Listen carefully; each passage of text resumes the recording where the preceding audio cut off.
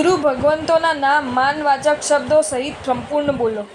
મનીલાલભાઈ, મોતીચંદભાઈ, મથુરદાસભાઈ એવા ગ્રહસ્થોના નામમાં લાલ, ચંદ, દાસ એ નામના અંશો છે અને ભાઈ એ માનવાચક શબ્દ છે.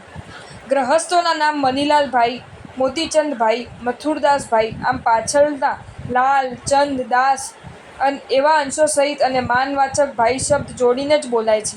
એથી પરસ્પર સ્નેહ અને સદ્ભાવ વધે છે, સંબંધો ગાઢ થાય છે અને વિનય ગુણીની પ્રાપ્તિરૂપ મહાન લાભ થાય છે.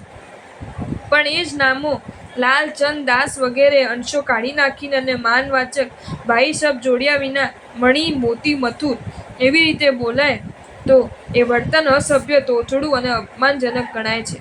ગ્રહસ્થો એકબીજાના નામ તોછડા અને અપમાનજનક રીતે બોલે તો પરસ્પર તેમનો સ્નેહ અને સદ્ભાવ ઘટે છે, સંબંધો તૂટે છે, વિનય ગુણ નાશ પામે છે, અવિનય દોષ પુષ્ટ થાય છે અને સંસ્કારિતા લાજે છે. એવા તોછડા માણસો સભ્ય સમાજમાં શોભા પામતા નથી, તેમની કોઈ હિંમત રહેતી નથી.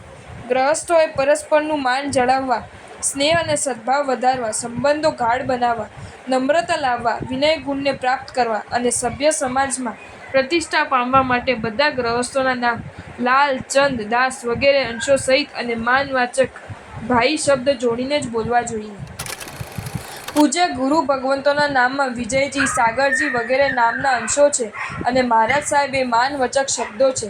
એથી ગુરુ ભગવંતોના નામ વિજયજી, સાગરજી વગેરે અંશો સહિતને માનવાચક મહારાજ સાહેબ શબ્દો જોડીને મહોદય વિજયજી મહારાજ સાહેબ, મહાયશ સાગરજી મહારાજ સાહેબ એવી રીતે જ બોલવા જોઈએ.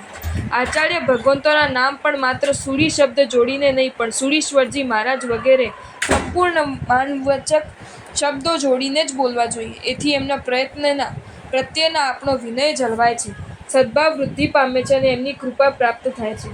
પૂજ્ય ગુરુ ભગવંતોના નામમાંથી પાછળના વિજયજી, સાગરજી વગેરે અંશો કાઢી નાખીને અને માનવાચક મહારાજ સાહેબ એવા શબ્દો જોડ્યા વિના બોલવા એ તોછડું, અપમાનજનક ને અસભ્ય વર્તન ગણાય છે. પૂજ્ય સાધ્વીજી મહારાજના નામ પાછળ માનવાચક શ્રીજી જોડીને જ બોલવા જોઈએ. પૂજ્ય ગુરુ ભગવંતોના નામ તોછડા અને અપમાનજનક રીતે બોલવાથી એમનો અવિનય અને આશાતના થાય છે, દુઃખદાયક કર્મબંધ થાય છે, આપણી સંસ્કારિતાનો લાંછન લાગે છે, આપણે તોછડા ગણાઈએ છીએ અને સભ્ય સમાજમાં આપણી કોઈ કિંમત રહેતી નથી.